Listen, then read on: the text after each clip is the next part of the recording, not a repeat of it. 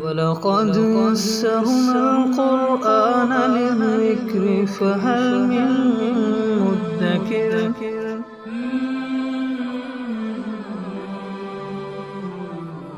اعوذ باللہ من الشیطان الرجیم بسم اللہ الرحمن الرحیم احل لکم لیلۃ الصیام الرفث الی نسائکم ہن لباس لکم وانتم لباس لہن علم اللہ انکم کنتم تختانون انفسکم فتاب علیکم وعفا عنکم فالآن باشروہن وابتغوا ما کتب اللہ لکم وَكُلُوا وَاشْرَبُوا حَتَّى يَتَبَيَّنَ لَكُمُ الْخَيْطُ الْأَبْيَضُ مِنَ الْخَيْطِ الْأَسْوَدِ مِنَ الْفَجْرِ ثُمَّ أَتِمُّوا الصِّيَامَ إِلَى اللَّيْلِ وَلَا تُبَاشِرُوهُنَّ وَأَنْتُمْ عَاكِفُونَ فِي الْمَسَاجِدِ تِلْكَ حُدُودُ اللَّهِ فَلَا تَقْرَبُوهَا كَذَلِكَ يُبَيِّنُ اللَّهُ آيَاتِهِ لِلنَّاسِ لَعَلَّهُمْ يَتَّقُونَ۔ یہ ایک طویل آیت ہے جس کے اندر بہت سارے احکامات اللہ تعالیٰ نے ذکر فرمائے ہیں۔ ابتدا میں جب روزے کی فرضیت نازل ہو گئی تو حکم یہ تھا کہ جب ایک مرتبہ افطار کے بعد سو جاتے، آنکھ لگ جاتی، تو اب نہ تو دوبارہ کھانے کی کوئی گنجائش رہتی تھی، یعنی اجازت رہتی تھی، اور نہ ہی مباشرت یا پھر اپنی ازواج سے مقاربت کی اجازت باقی رہتی تھی۔ بس ایک مرتبہ آنکھ لگ گئی افطار کے بعد، بس ساری پابندیاں دوبارہ سے لاگو ہو گئیں۔ لہذا ایسا ہوا کہ ایک صحابی حضرت قیس رضی اللہ عنہ وہ مزدوری کرتے تھے دن کے اندر، تو جب شام کو گھر پہنچے ہیں تو افطار کے لیے کچھ گھر میں نہیں تھا، تو ان کی زوجہ نے کہا کہ میں کچھ انتظام کرتی ہوں۔ اتنا یہ تھکے ہوئے تھے، لیٹے تو ان کی آنکھ لگ گئی۔ جب آنکھ لگ گئی تو اب کھانا پینا تو ممنوع ہے، تو انہوں نے اسی طرح خالی پیٹ اگلے دن کا روزہ رکھا، اور پھر دن میں دوپہر کے وقت بے ہوش ہو گئے بھوک کی شدت کی وجہ سے۔ اسی طرح اور کچھ ایسے واقعات پیش آئے کہ رمضان کی راتوں میں مقاربت کر لی گئی اپنی ازواج سے، تو اس موقع پر اللہ تعالیٰ نے یہ حکم نازل فرمایا کہ احل لکم لیلۃ الصیام الرفث الی نسائکم، تمہارے لیے حلال کر دیا گیا روزے کی رات میں الرفث، اپنی ازواج سے مقاربت کو اجازت دے دی گئی، الی نسائکم، کہ تم اپنی بیویوں سے مقاربت اختیار کر لو۔ لہذا وہ حکم بدل دیا گیا اور مزید آسانیاں پیدا کر دی گئیں کہ رمضان کی راتوں میں تم کھا پی سکتے ہو اور مقاربت اختیار کر سکتے ہو جب تک یہ رات باقی رہے۔ تو گویا کہ رمضان کی راتوں میں اسی طرح اجازت دے دی گئی جیسے کہ عام دنوں کے اندر اجازت، البتہ دن کا روزہ وہ مقرر رہا۔ اور فرمایا کہ ہن لباس لکم وانتم لباس لہن، وہ عورتیں قریب ہونے کی وجہ سے ایسی ہیں گویا کہ وہ تمہارے لیے لباس ہیں، اور تم گویا کہ ان کے لیے لباس ہو۔ اور اس کے اندر ایک اشارہ بھی ہے کہ جیسے ہم نے لباس پہنا ہے اور لباس نے ہمارے جسم کو ڈھانپ لیا، لیکن لباس کا تو جسم سے پردہ نہیں ہے، تو بالکل اسی طرح جانبین کا، خامد اور بیوی کا آپس میں کوئی پردہ نہیں ہے۔ اور اس میں ایک لطیف اشارہ یہ بھی ہے کہ جیسے لباس تو دیکھیے اس کا اندر والا حصہ ہے وہ ہمارے جسم کو لگا ہوا ہے اور وہ ہمارے جسم کو دیکھ رہا ہے، لیکن ہمارے جسم کو کسی اور کے دیکھنے سے بچا رہا ہے پردہ کیے ہوئے۔ تو اسی طرح خامد کی یہ ذمہ داری بنتی ہے کہ وہ اپنی بیوی کے لیے پردے کا کام دے، یعنی کہ اس کی باتیں باہر نہ بتائے، کسی اور کو نہ بتائے، کوئی کمی بیشی ہے تو اس کو باہر نہ ذکر کرے، اور اس کے پردے کا بھی خیال کرے۔ ظاہری بات ہے عورت بیوی وہ خامد کے تابع ہوتی ہے، اس کے ماتحت ہے، تو اس کی رسپانسبلٹی وہ خامد کے ذمے ہے۔ تو فرمایا کہ علم اللہ انکم کنتم، اللہ تعالیٰ جان چکے ہیں کہ تم خیانت کر رہے تھے اپنے آپ سے، یعنی تم سے خیانت ہو گئی تھی، اس حکم کی پاسداری تمہارے لیے مشکل ہو رہی تھی، فتاب علیکم، تو اللہ نے اپنے نظر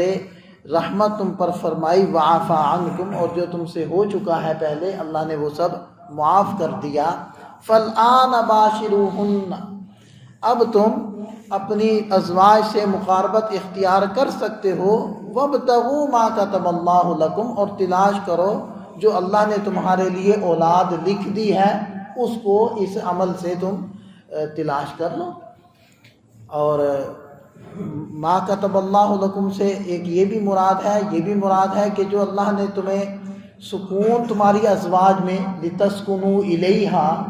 ازواج کو اس لیے پیدا کیا کہ تاکہ تم ان کی مقاربت اختیار کر کے سکون حاصل کرو، تو وابتغوا ما کتب اللہ لکم، جو سکون اللہ تعالیٰ نے لکھ دیا ہے وہ تلاش کرو۔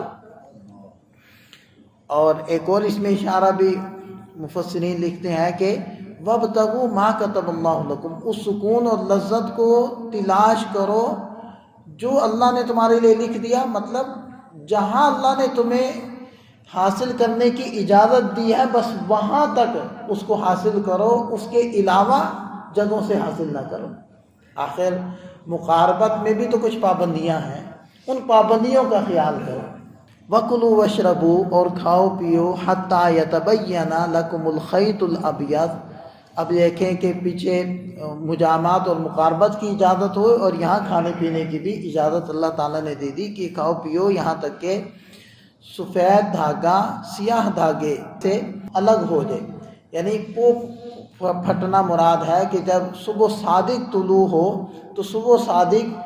طلوع ہو کر رات کی تاریکی سے الگ ہو جائے، یعنی یہ بات یقینی طور پر ثابت ہو جائے کہ اب صبح صادق طلوع ہو چکی ہے، اس سے پہلے تم کھا سکتے ہو۔ جب صبح صادق طلوع ہو جائے تو پھر تم نے کھانے پینے سے ہاتھ پیچھے کھینچ لینا ہے۔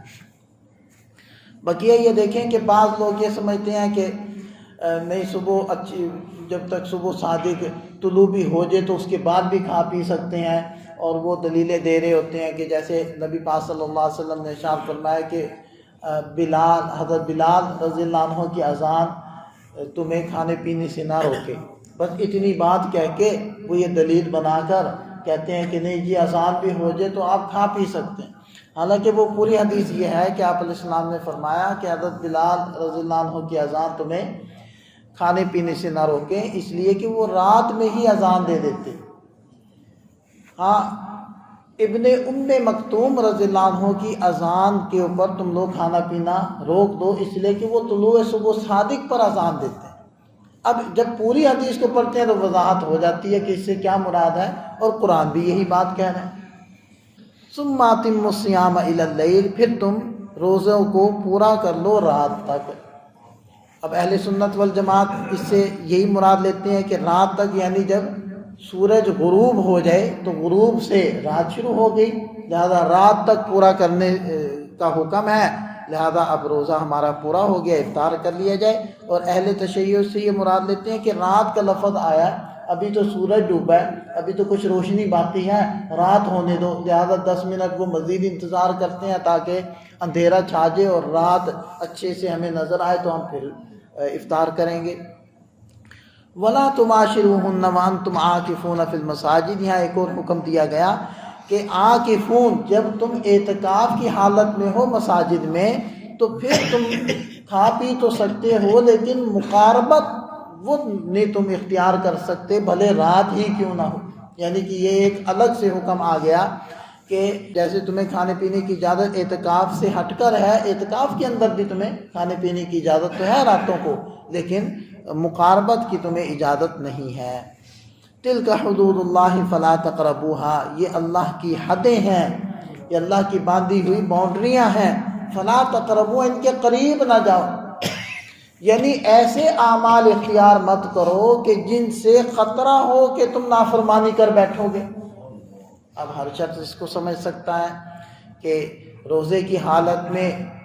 کلیاں کرنا منہ بھر بھر کے اور غرارے کرنا، اب یہ ظاہری بات ہے، اس سے خطرہ ہے کہ آدمی کے اندر حلق میں پانی اتر جائے اور اس کا روزہ ٹوٹ جائے، اور اسی طرح روزے کی حالت میں کسی چیز کو چکھ کر پھر تھوک دینا،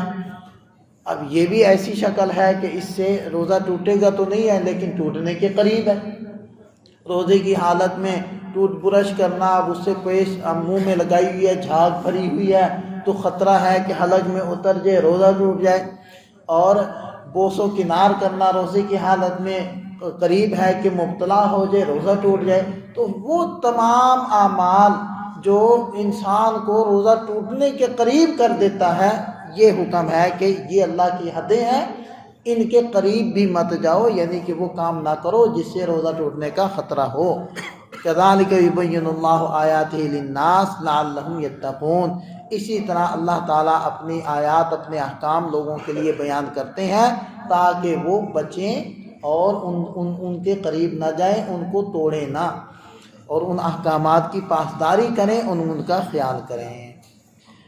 اللہ تعالیٰ ہمیں سمجھ عطا فرمائے.